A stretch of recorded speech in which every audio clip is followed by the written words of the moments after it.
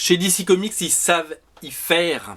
Et on avait eu un crossover l'année dernière qui opposait les Tortues Ninja avec Batman par le même dessinateur que ce comics dont on va parler aujourd'hui.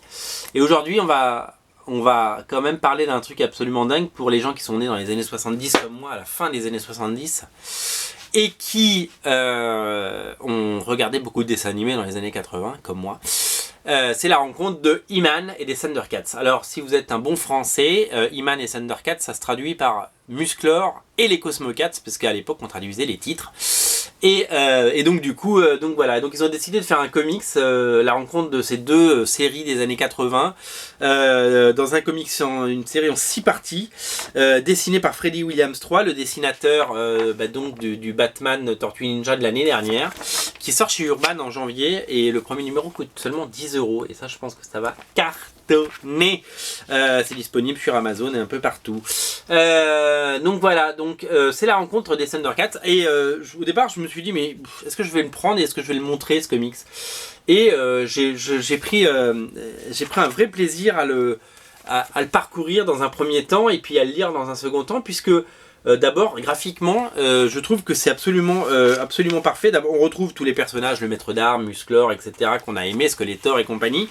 On retrouve les Cosmocats, on retrouve Musclor. Alors, si vous connaissez les personnages, eh bien vous saurez de quoi je parle. Et c'est surtout que c'est graphiquement absolument génial. Moi, je me souviens qu'il y avait eu les Cosmocats en comics chez Wildstorm il y a quelques années, avec une mini-série dessinée par J. Scott Campbell et Ed McGuinness. C'était du petit lait, et j'ai un plaisir fou à retrouver les Cosmocats aussi bien dessinés et aussi bien mis en scène. Et voilà, et donc la rencontre est complètement intéressante. Regardez comme c'est charmant, et évidemment que c'est un crossover finalement très très classique, on va dire, dans la structure, mais ce qui prédomine dans cette BD, c'est le plaisir de retrouver ces deux franchises des années 80 qui étaient des dessins animés à pardon.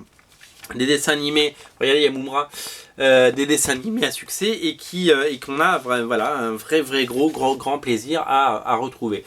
Voilà, alors l'histoire est, comme je vous l'ai dit, assez simple, mais elle est absolument géniale, et elle va faire se rencontrer les méchants de Cosmocats vont rencontrer Musclor, et les méchants de Musclor vont rencontrer les Cosmocats, et c'est ça l'enjeu.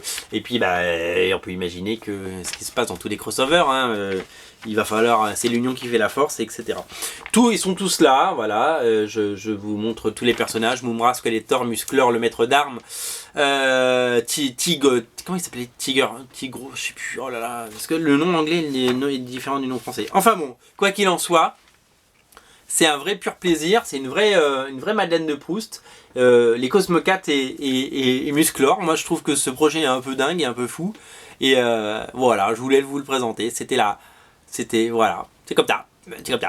Laissez-moi compter, on en est à combien? 182. C'était la 182e édition d'Un jour un comics. On se retrouve très bientôt. Salut!